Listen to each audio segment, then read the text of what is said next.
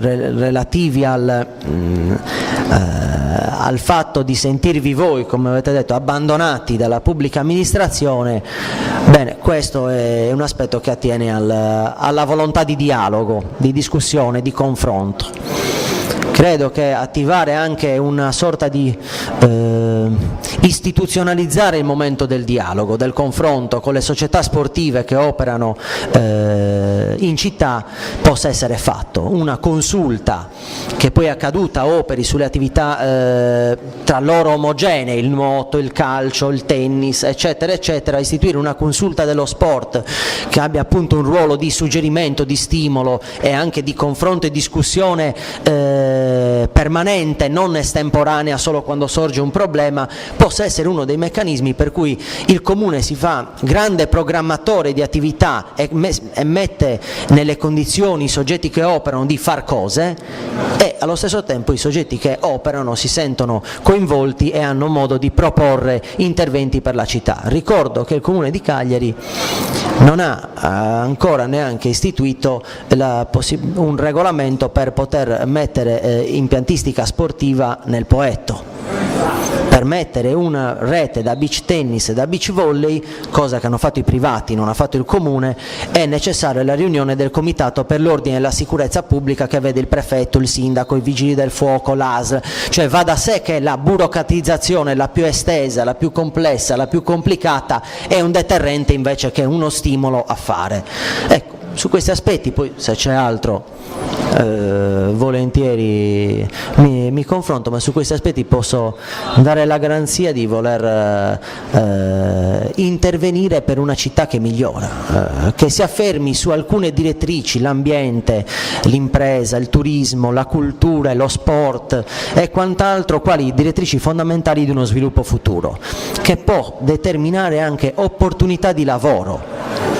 perché da alcune attività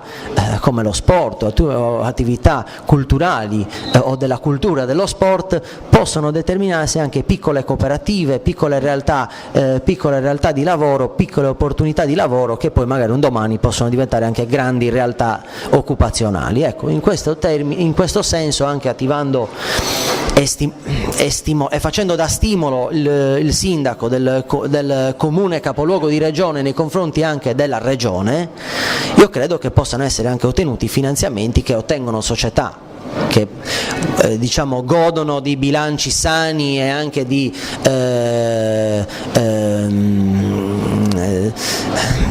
attività e non passività. Credo che gli stessi meccanismi possano essere attivati nel finanziare società esistenti e non nel il comune che si fa società sportiva. Non so se ho reso l'idea, cioè va valorizzato ciò che esiste, non sono io comune che devo trasformarmi in società dello sport, devo valorizzare le strutture che ho, utilizzarle al meglio, ma non mortificare le strutture esistenti sicuramente.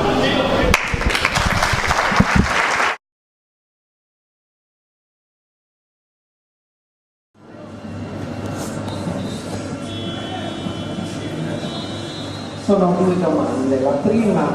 riguarda il sistema di futuri finanziamenti di sostegno che potranno essere dati dal Comune alle società. Se intende eventualmente tener conto di un fattore che per noi in Radinantes ci costa tanto, il fatto che siamo di una società sportiva che sostiene tutti i costi gestionali dell'attività, rispetto ad altre realtà sportive che invece insistono, e quindi su costi già sociali, come può essere Terramaini ed altre realtà, e quindi sarebbe opportuno, non dico un occhio di riguardo particolare, ma pesare nell'ambito delle pesature che si fa delle società, perché oggi esiste lo sportello provinciale dello sport, che naturalmente ha cercato di dare chiarezza alle modalità di finanziamento da dare alle società. Nell'ambito di questa programmazione sarebbe opportuno tener conto anche di questo aspetto. La seconda domanda riguarda invece la riqualificazione dell'area e il livello sempre di pesatura che si vuole dare allo sport rispetto al turismo. Cioè io mi auguro che la Radinantes, che per dal 58 che siamo qui, quindi esattamente da 40 3 anni, possa vedere il suo sport come minimo alla pari dell'attività turistica, proprio perché quest'area, se la teniamo così, è perché ci hanno faticato tantissimi soci che non hanno mai avuto vergogna, se anche erano laureati o titolati, di farsi calli con il piccone per creare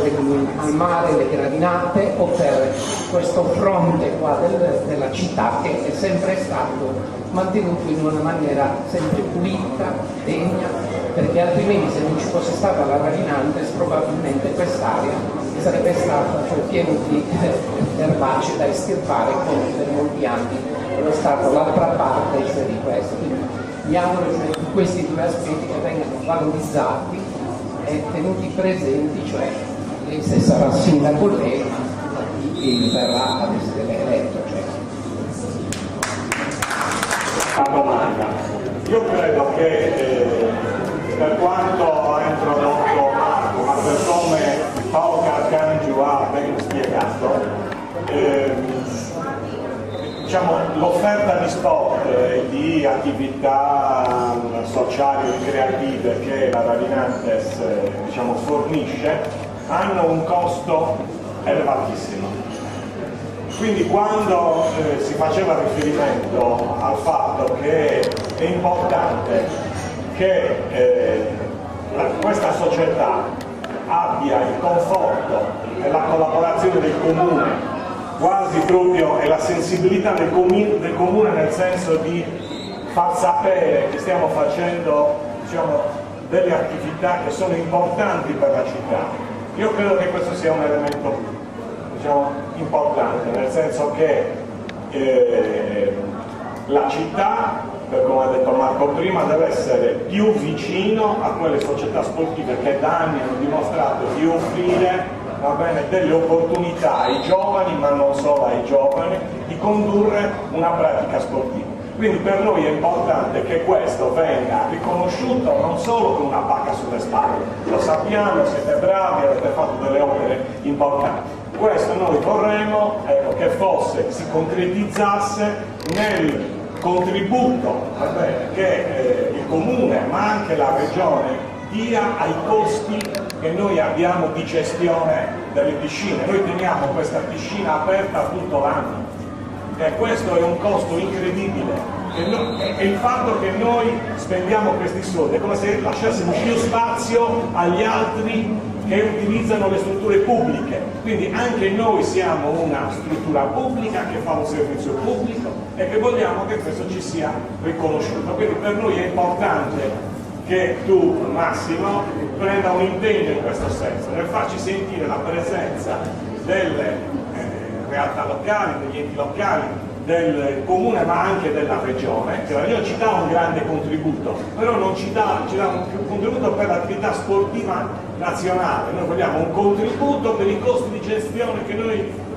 sopportiamo per tenere questa sede, questa struttura fissa e per poter poi essere in grado di fare anche dei progetti di miglioramento, perché a tutti noi piace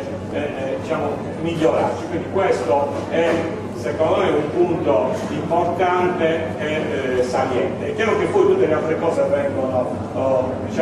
di conseguenza, il fatto di avere 20 anni o i tempi che uno studio di fattibilità dimostreranno che saranno necessari per poter impostare un progetto di ristrutturazione importante della società. Quindi concessione, del problema del vecchio ristorante che dobbiamo risolvere, però tutte queste piccole cose che per noi non sono piccole si possono secondo me risolvere se c'è questa prospettiva, se c'è questa idea politica, cioè di voler sostenere queste società che sono una parte importante dell'attività sportiva e sociale della nostra città, della città di Cagliari. Grazie.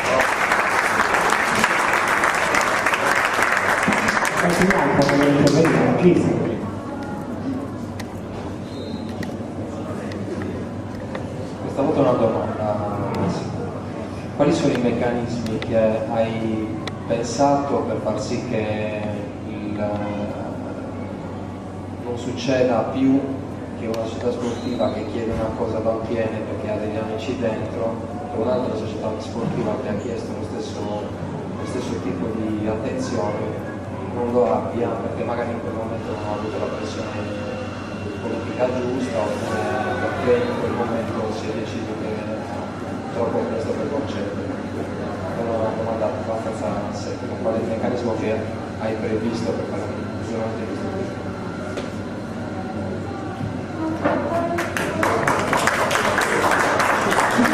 Facciamo rispondere Massimo.